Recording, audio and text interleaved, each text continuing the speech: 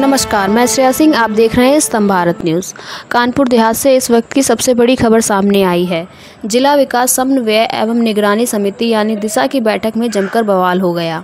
अकबरपुर सांसद देवेंद्र सिंह भोले और पूर्व सांसद अनिल शुक्ला वारसी आमने सामने आ गए।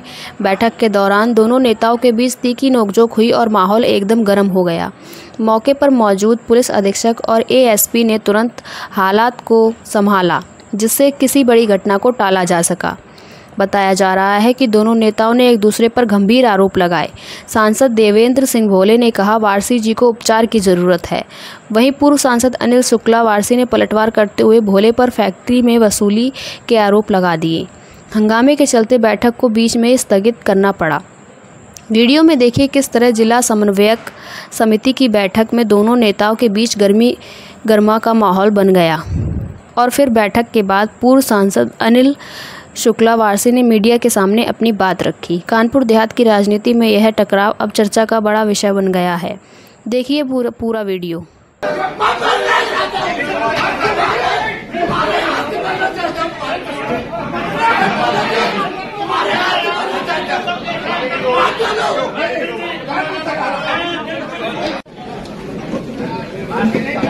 चार पांच गुंडों को बैठाल करके उनको जबरदस्ती मेंबर बना के दिशा का, और इस मीटिंग पे जो है क्या नाम लोगों को टारगेट करते हैं, लोगों को बेइज्जती करते हैं और सबको जो है परेशान करते हैं, जबरदस्ती मुकदमे लिखाते हैं। फैक्ट्री वालों को टारगेट करते हैं, फिर इनके लोगों जा करके वहां वसूली काम करते हैं। आज अभी क्या हुआ?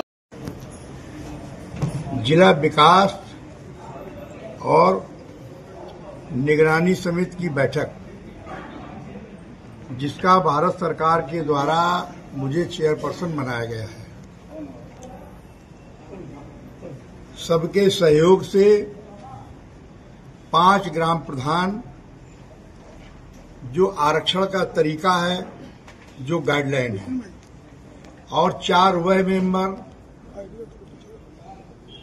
जो मेरी सहमति से, जिलाधिकारी की सहमति से भारत सरकार जाते हैं और भारत सरकार से नामित होकर आते हैं। उनका प्रश्न है कि ये हम इनको सदस्य मानते ही नहीं है, हम भारत सरकार को मानते नहीं, प्रदेश सरकार को मानते नहीं है। इस विषय के लेकर पहला बिंदु हुआ कि आप कृपया गाइडलाइन को देख लें। अगर गाइडलाइन में वो चीज है तो आप इसको कैसे कह सकते हैं? पहला तो ये विषय हुआ। दूसरा विषय हुआ है, आप पूरे कानपुर देहात के सम्मानित पत्रकार महोदय हैं। आपने इन 50 साल की राजनीति में धरना और प्रदर्शन अधिकारी के खिलाफ देता हुआ देखा होगा, किसी फैक्ट्री वाले के खिलाफ नहीं देखा होगा। फैक्ट्री वाले नियमों से काम करें, ये उनकी जिम्मेदारी है। अगर वो नियमों से काम नहीं करते हैं तो संबंधित अधिकारी को पत्र लिखा जाएगा और उस पर जो विधिक कार्रवाई हो वो कार्रवाई करें। हमारे मित्र हैं, हमारे भाई हैं आदरणीय वारसी जी, उनका काम है सरकार में रहते हुए, अभी आपका थोड़े दिन पहले आपने सुना होगा, बहुत थोड़े दिन पहले सुना होगा, आपने वायरल हुआ कि वो मैं सांसद ही नहीं मानता हूं। इसका मतलब है कि अकबरपुर की जनता का अपमान कर रहे हैं जिसने मुझे चुना है। ये आपने सुना है, आपने वायरल किया है, मेरे पास विजुअल है उसका, कि मुझे सांसद नहीं मानते। मैंने कोई जवाब तो दिया नहीं उनको। फिर दूसरा प्रश्न आता है कि वो किसी के खिलाफ भी शिकायत करें, उस शिकायत पर विधिवत जांच होनी चाहिए, कमेटी से जांच होनी चाहिए। कमेटी से जांच होने पर उनको ये एतराज है कि कमेटी पक्षपात कर रही है। उस कमेटी मैं नहीं बनाता हूं, कमेटी बनाते हैं हमारी सहमति से, जिलाधिकारी की सहमति से कमेटी बनती है। और कमेटी को अधिकार है, भारत सरकार के द्वारा बनाई हुई कमेटी को अधिकार है कि वो साक्ष्य के आधार पर, अगर वो जांच करने कहीं जाते हैं तो उन्हीं की शिकायत पर, उन्हीं के साक्ष्यों के आधार पर ही निर्णय लेने का अधिकार कमेटी को और बोर्ड को होगा। जो बोर्ड बनाया गया जांच कमेटी का, उस पर उन्हें ऐतराज है। उसके संबंध में विषय आरती डिक्शनरी का आया था अभी थोड़ी देर पहले, गाइडलाइन में भी यह पड़ा हुआ है। आरती डिस्टिलरी ने विगत जांच में एक पत्र भेजा जिलाधिकारी महोदय को कि कमेटी का कोई मेंबर नहीं जाएगा। मुझे सूचना मिलती है, मैं कहीं व्यस्त था, हमने कहा ठीक है आप लोग जांच करके आओ। वही जांच रिपोर्ट आई जो पहले जांच करने गई थी, वही दोबारा आ गई। दोबारा मैंने जाकर के इस विषय को लोकसभा में 7 तारीख को ग्रामीण विकास मंत्रालय के माननीय मंत्री जी के समक्ष रखा, और अकेले नहीं रखा, बहुत सारे मेंबर पार्लियामेंट के समय रखा कि दिशा की बैठक का महत्व अगर है करना है तो उसका महत्व होना चाहिए। हमारा संशय दूर करिए कि क्या वो मेंबर वहां जा सकता है कि नहीं जा सकता। तो उनका डैश पर खड़े होकर आदेश था कि वो जा सकता है और अध्यक्ष जा सकते हैं, जिसको भेजना चाहे वो जाएगा। तो पहले तो मेरा उनसे ये निवेदन है, वो बार बार उस पर झगड़ा करते हैं। चूंकि आपने देखा होगा कि थाने में भी धरने बैठेंगे, गौलिया में भी धरने बैठेंगे। जब चुनाव का वक्त आता है तब वो चलाते हैं परशुराम महासभा, जब चुनाव का वक्त आता है तब वो जात को चलाते हैं। उनसे बड़ा मैं ब्राह्मण हूं, उनसे बड़ा मैं क्षत्रिय हूं, उनसे बड़ा मैं दलित हूं, उनसे बड़ा मैं पिछड़ा वर्ग हूं, और उनसे बड़ा मैं मुसलमान हूं। मेरे द्वारा कोई जात के आधार पर काम किया गया हो, इन 11 सालों में एमपी बना हूं, 50 साल से राजनीति कर रहा हूं, एमएलए भी रहा, मंत्री रहा, तो मुझे पता है उदाहरण तो। और उनके द्वारा आपने गौलिया में देखा होगा 2021 में कि पूरे प्रदेश के माहौल को खराब करने के लिए के साथ ब्राह्मण की हत्या हो रही है। अवनीश अवस्थी तत्कालीन गृह सचिव थे, उनके साथ में मैं नहीं गया था, ये विवेक द्विवेदी गए थे, ये राजेश तिवारी गए थे, और ब्राह्मणों की टीम रवि शुक्ला गए थे, विनोद तिवारी गए थे, विद्यासागर त्रिपाठी गए थे, चेयरमैन वो गए थे आपके शिवली। सब लोगों ने जाकर के उस पूरे विषय को बताया। हमारे बेटे बेटियां हैं, गलतियां करते हैं, उनका आपस का कुछ होगा, लेकिन आप केवल उसको जात के आधार पर ले जाकर के उसको विस्कमन करेंगे, जिले के वातावरण को खराब करेंगे, तो ये तो बर्दाश्त से बाहर है।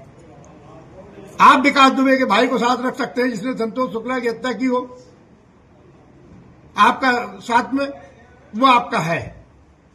आप चुनाव फिर आ रहा है, आपको कहीं तलाश है, क्योंकि रोज जो अत्याचार करते हो, शासन के खिलाफ बोल रहे हो कि साहब हमारे पास फाइल नहीं आती है, और तो क्यों मंत्री बने बैठे हो, नहीं अगर फाइल आती है, इसलिए मेरा दोष है। तो वो आप उसी तरीके से इस वातावरण को वो विषाक्त बनाने के लिए कि चूंकि इसका चेयरपर्सन में हूं, तो उस चेयरपर्सन होने के नाते मुझे अपनी गंभीरता का ख्याल रखना चाहिए, और कोशिश करता हूं गंभीरता ख्याल रखूं। इसीलिए अनावश्यक विवाद न हो, मैंने मीटिंग को स्थगित कर दिया है और नई डेट डाली है। और नई डेट डालने के पहले जिस डेट में मैं यहां से शासन को लिखूंगा कि शासन का अधिकृत अधिकारी, और भारत सरकार को लिखूंगा भारत सरकार का अधिकारी वह भी उस बैठक में रहे, और एक एक बिंदु पर चर्चा हो, चर्चा के बाद गुण और दोष के आधार पर कार्रवाई हो। लेकिन धमकी देना, मुझे गुंडा कहना, अपराधी कहना, तो मुझसे बड़ा कानपुर देहात में कोई बदमाश नहीं है। मैं हिस्ट्री सीटर हूं कानपुर देहात का। कागज और कलम पुलिस का होता है। मेरे खिलाफ उसने मुकदमे लिखे, उसी सरकार ने खत्म किए। 13 मुकदमे लिखते ही पुलिस मेरे खिलाफ वादी बनती है। मैं धरना देता हूं विपक्ष होकर के। समाजवादी पार्टी की सरकार होती है और मेरे खिलाफ मुकदमे लिखे जाते हैं, साथियों के साथ लिखे जाते हैं। आपने भी शायद अगर इसमें कोई बच्चा हो उस समय का तो जानकारी होगी। मैं रात और दिन दिसंबर और जनवरी में बैठा था। सांसद जी आज मानते हैं कि मीटिंग आपको बीच में ही छोड़नी पड़ी, विकास मुद्दे पर चर्चा नहीं हो पाई, इसलिए छोड़नी नहीं पड़ी, स्थगित करनी पड़ी, इसलिए कि वो केवल और केवल उन बेईमान अपराधियों को बचाने के, अधिकारियों को बचाने के लिए आए थे, जिनके संबंध मैंने मीटिंग में कहा कि ये गलती स्वीकार कर रहे हैं तो एफआईआर होनी चाहिए। उन व्यापारियों को बचाना चाहते हैं जो प्रदूषण भी करते हैं, जो टैक्स की चोरी भी करते हैं, जो रॉ मटेरियल की चोरी करते हैं और सब कुछ करें, किसान की जमीन लेने का तो हकदार नहीं है कोई। किसान के खेत की नाली लेने का हकदार नहीं है, लेकिन वो तहसीलदार यहाँ का जांच शुरू होती है उसके बाद अपने यहाँ मुकदमा डलाता है। तो बचाने का काम करते हैं, कहीं तहसीलदार को बचाएंगे, कहीं खनन अधिकारी को बचाएंगे, जो खनन का काम वो कराते। बताओ मैंने अगर कभी खनन काम को किसी से कहा हो, किसी से सुना हो आपने? माननीय मंत्री प्रदेश सरकार के राकेश शशांक जी, उनसे झगड़ा खनन लेके उनका हुआ, मुझे पता नहीं, मैं तो बोला नहीं कुछ। उस स्वभाव बन गया, उनको खनन कराना, उनको गंदे काम कराने।